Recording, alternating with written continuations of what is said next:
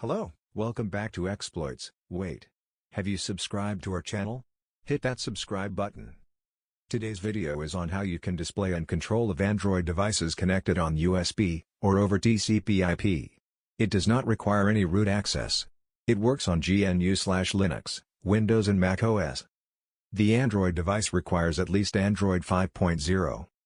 Make sure you enable auto debugging on your devices. On some devices, you also need to enable an additional option to control it using keyboard and mouse. Now let's start. The first step is clone scrcpy from GitHub in your terminal and launch it, link on the description. Second step, hit that subscribe, like and share button. Check this out,